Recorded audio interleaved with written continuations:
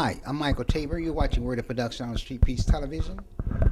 Today is a special program. It's going to be dealing with sex, money, church, and state. The power of all of them.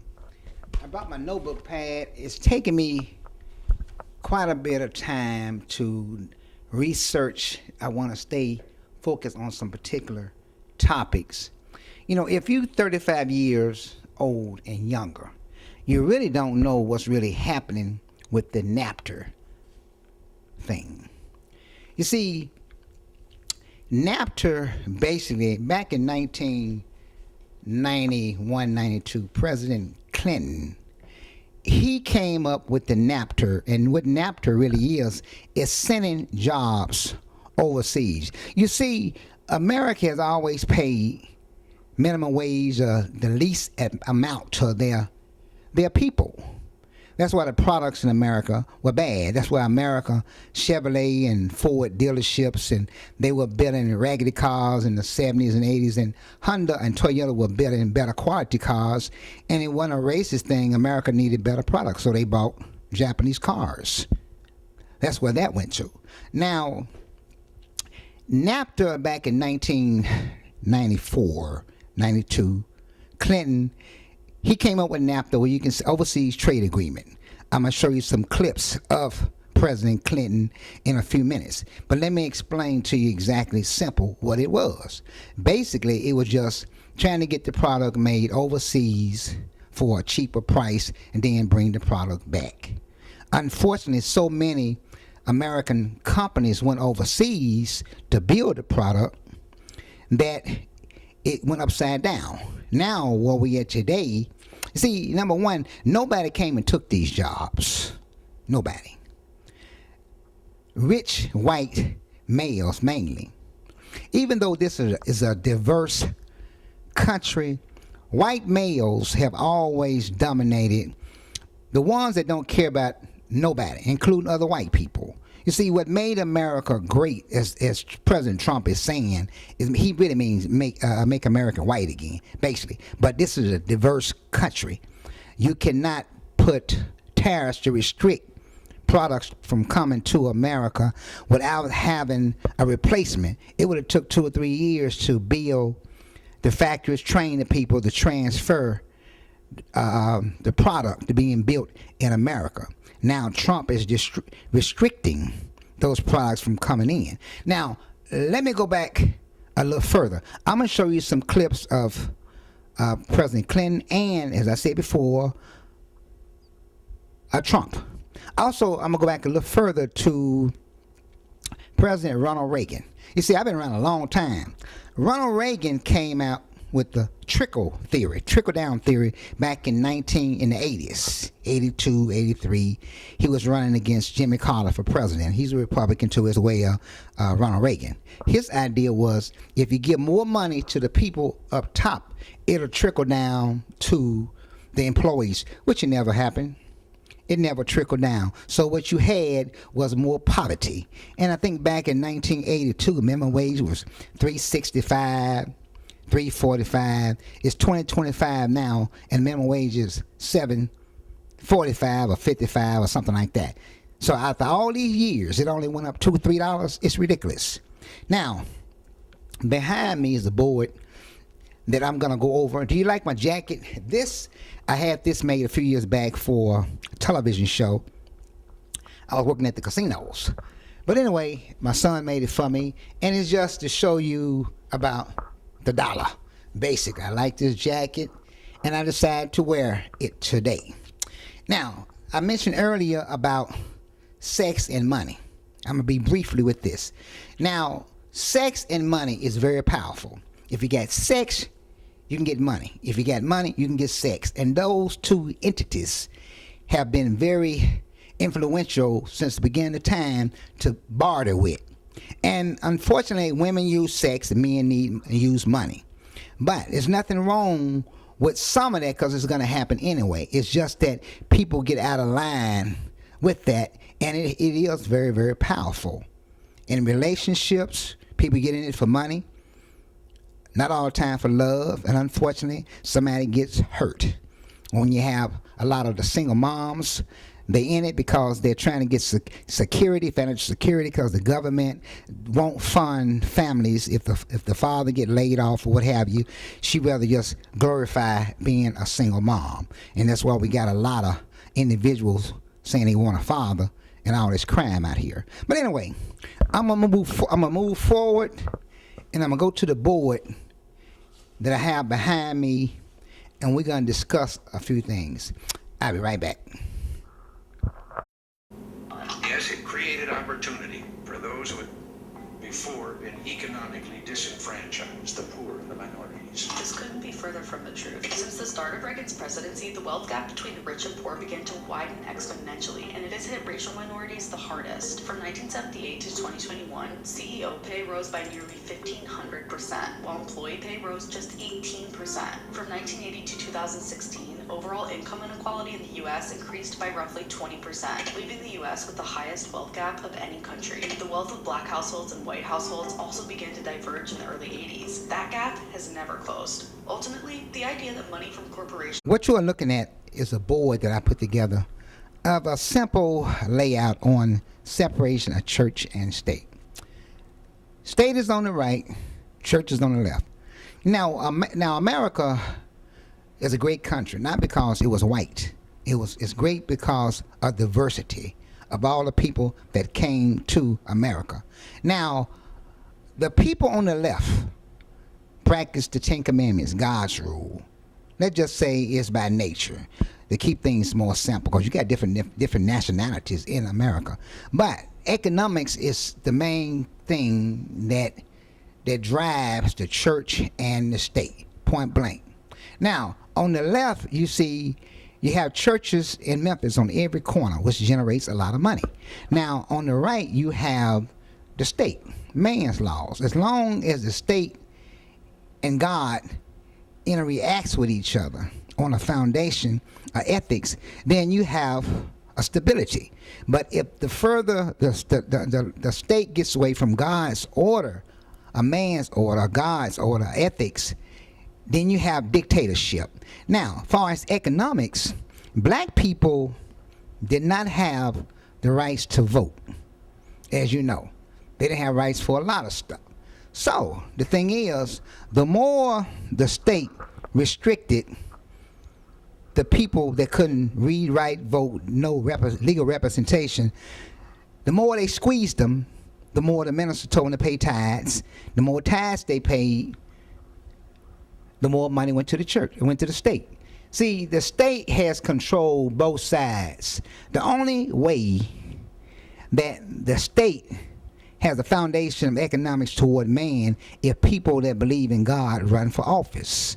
Now, in the 70s, 80s, and before then, when blacks couldn't run, the minorities couldn't run for office or what have you, it took prayer. Prayer is good, but it takes more than prayer. It takes somebody to implement God's order, ethics, a right and wrong.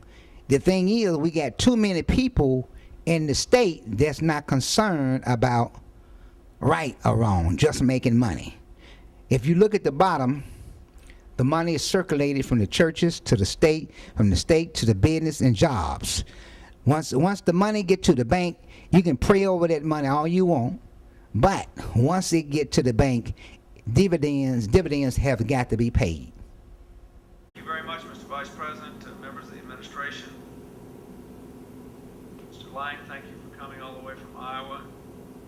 If we don't have this authority, we will leave the field to our competitors to break down more trade barriers for their own products at our expense. Since 1992 in Latin America and Asia alone, our competitors have negotiated over 20 agreements that don't include the United States. For example, now that Canada has negotiated a trade agreement with Chile, every major economy in this hemisphere has duty-free access to Chilean markets. Every major economy but one, ours.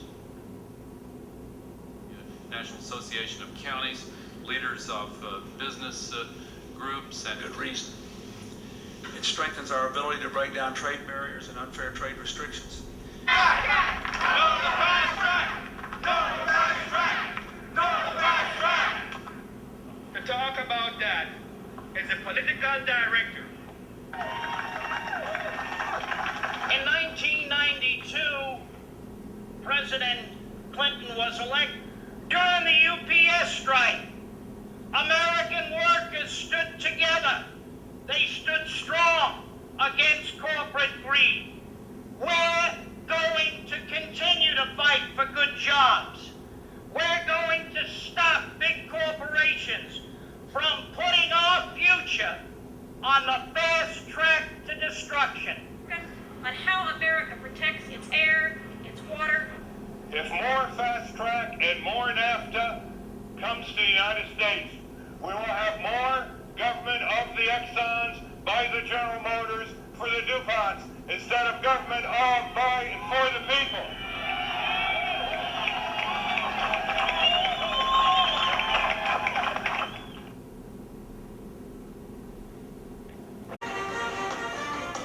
Bill Clinton signed the worst trade deal of all time. It was called NAFTA, a total disaster. Our jobs dried up. Manufacturing went down the tubes. Believe me, we're going to bring our jobs back. We're going to bring manufacturing back. People are going to be happy again, and they're going to be proud. I'd like to say a few words about the crucifixion. You know, when you go to the movie theater or watch it on television, the crucifixion always has music playing and glory about Jesus carrying his cross, emotional people crying. That's theatrical. The crucifixion was a very, very graphic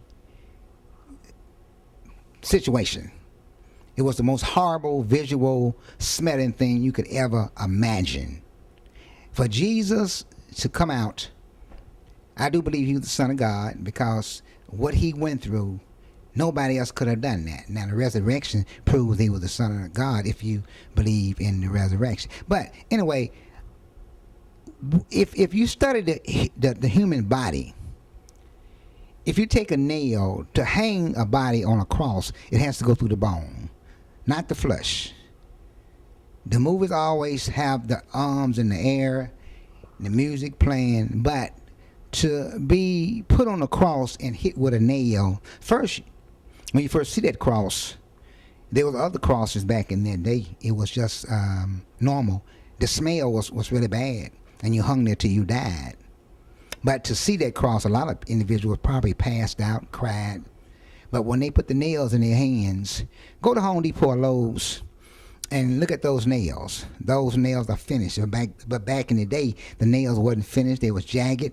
And it was horrific to get those nails nailed through your hand. Very, very painful. A lot of people panicked. They just to see them. They went into convulsions. They had heart attacks. They stroked. It was horrible. The cry of an individual being crucified was the worst sound an ear can hear. So think about that. When the music is playing and the pastor talking about Jesus, he bared the cross. What cross are you bearing? And what that means is, what are you doing to stand up for righteousness? It's okay to pray, but faith without works is dead. Get up and do something to help out, to make the situation better. Thank you. You know, people are very racist, including quite a few blacks. Every race has hate. Don't even call it racism, just jealous economics. You know, they're in all different nationalities. I have quite a few white friends, Jewish friends, Hispanic. You know, I try to be good, treat people the way I was raised. I want people to treat me, and that's a good format to have. Now, what I would like to say, white people, one day you're going to have to understand, all white people are not good. Now, I know white people in history, they say they stick together. All white people don't stick together. But white people are in a position that no other race is in America. See, white people can address these racist white people and put things in perspective. Now, we got a president that has felonies. You locked everybody up with felonies, couldn't get jobs, couldn't vote, but yet, because of the desire to make America white again, not great again, Trump was voted in, and the whole world sees that. You know, the thing is, ask yourself, why does it take you 30 years to buy a home? Black, white, everybody in this country needs the same thing to survive. We hurt the young people. We really, really do. You start a job at 16 years old, no dependents, you're paying taxes. Okay, you get in your early 20s, you try to go to college. You got to take out a student loan. When you graduate, you got all that debt, and then they're harassing you. We don't invest into the youth.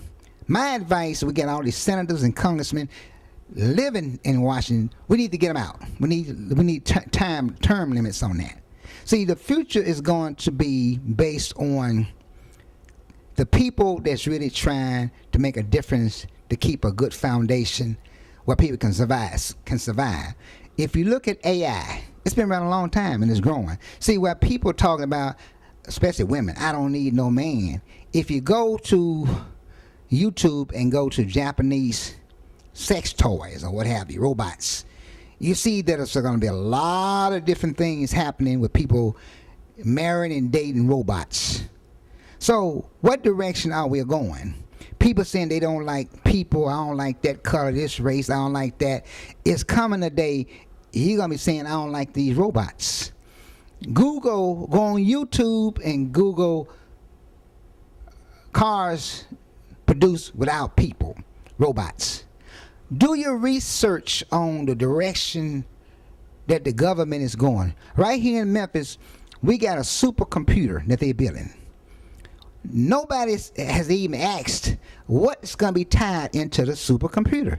They're more concerned about pollution, this and that, or whatever. And recently, the city council came to a conclusion that they're going to try to just let it be built, the supercomputer, as long as they give something to the community. You know, Memphis is in a situation, it needs all the revenue it can get. But nobody's asking what is going to be tied into the supercomputer. AI is not going anywhere. It's good. Like if you got robots, you got an earthquake, you need robots to go in and dig, looking for, see if anybody alive. That's a good example of robots. But to replace people are trying to do that. So, anyway, I'd like to thank you for looking. I'm trying to keep it short, but every nationality brought something to America. Every nationality. Everybody, when America put in the Constitution, one nation under God, everybody that was running from a dictatorship ran to America, and he brought gifts. That's what made America great. Everybody that came here, regardless of the reason, how they got here, all they wanted to do was get away from a dictator. That's what made America great. And if we forget that, we are most definitely going to fall by the wayside. I'm Michael Tabor. I like